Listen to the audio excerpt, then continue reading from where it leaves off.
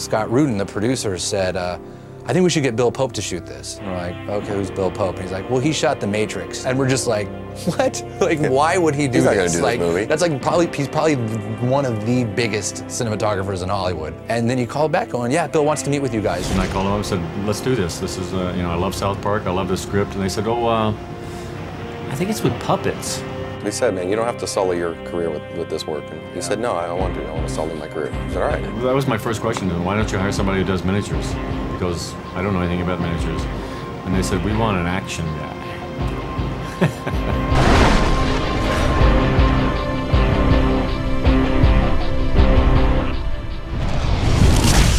We met with him and he's just this super mellow, cool guy, and basically he was like, I'm sick of shooting green screen. The idea of shooting everything practical and a real explosion on a real little car and, you know, and all this was as appealing to him as it was to us.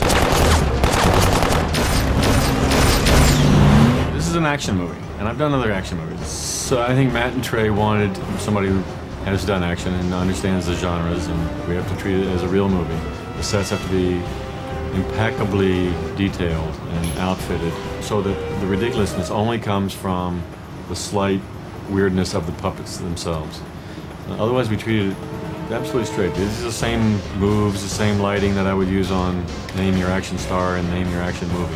What have we got? Looks like George Clooney and Liv Tyler, 20 yards. One of the great things about working at a scale is you can bring in a 50-foot Technocrane and make what is the equivalent of a 150-foot move across huge spaces.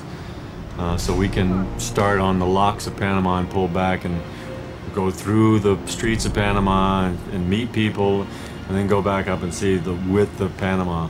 And it's all done with one simple crane move. We didn't even really know what a Technocrane was until we started doing this movie. And he was like, we'll get a Technocrane up here, we'll do this whole thing, we'll move back. We're like, you can do that? Well, why don't we get way up here and go all the way back to this? And Bill's like, well, because that would be like in real world, that'd be like a 120-yard Technocrane that doesn't exist. And we're like, that's why we should do it. That'd be sweet, you know? And so he very quickly, you know, was like, yeah, okay, that's cool. And so it was basically like, since we do have this smaller scale, we can actually kind of do a move you could never see in the real world. Almost every scene takes place in a different set, in an elaborately different set. We thought, at least, you know, since we can't keep the puppets moving, let's keep the sets moving. Every scene goes someplace else. This is an international thriller. So we're covering the entire world.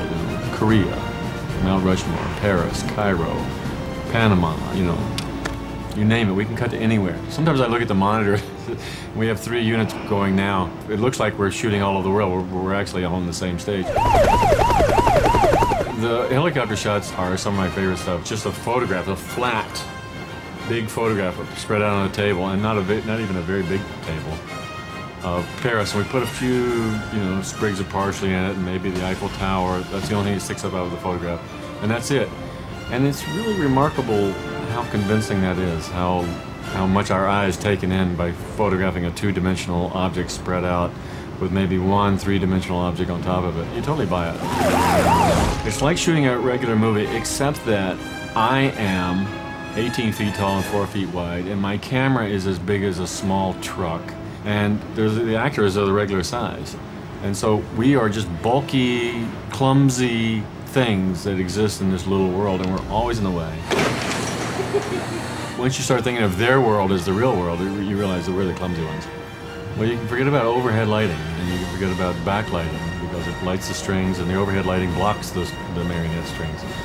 So you're restricted to some other forms of lighting. You know, you got underlight and side light and direct front light, and that's your small quiver of arrows that you're working with. But when we bring in the condors to puppeteer from, we had to build lights underneath the condors, so we didn't have shadows of the condors. Bill has used kinoflows, which are basically movie fluorescents. And on the bottom of the bridge where the puppeteers stand, he's been able to put these lights directly underneath so that there aren't any dead spaces as far as light is concerned. He was able to use our bridge as a lighting platform, which was really great. Well, every shot in every movie is a piece of choreography. Everybody's working all together. In this case, an actor, which is the marionette itself, is made up of 7 or 8 people. And it's quite a piece of choreography to see. 1, 2, 3, 4. It's a lot like shooting a silent movie. I know there's sound in it, but it's all playback sound. And we have sets going on at all times. There's a set being built as we're working on this one, and the condors are moving all the time, and people are hammering on the same set that you're on. It is a real action movie. We treat it seriously.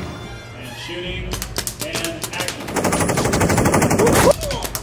It just happens to be done with puppets, and it happens to be done with a sort of ridiculous content, but Matt and Trey's point seems to be that all action movies have ridiculous content, and they are using this extreme to point out what that ridiculous content is. Jesus, titty fucking Christ, I could have sworn she was telling the truth. That's why they call it acting. Come on, we gotta find Lisa. In the middle of any action scene of utmost seriousness, they're likely to have their characters turn to one another and discuss their feelings, which is a standard beat in action movies. I'm sorry I've been so hard on you. If there's still a world left when this is all over, I'd like to buy you a beer.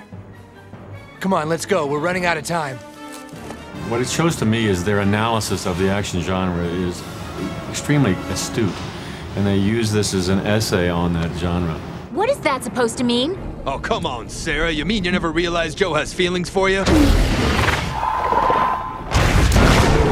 That was tough for us because, you know, we obviously don't do action. Even in terms of writing it, we're like, how do you do this stuff? You know, and that's where we sort of got a new respect for Bruckheimer, basically, because as much as we were ripping on his movies, we're like, damn, that dude can do some action, you know? It isn't fair!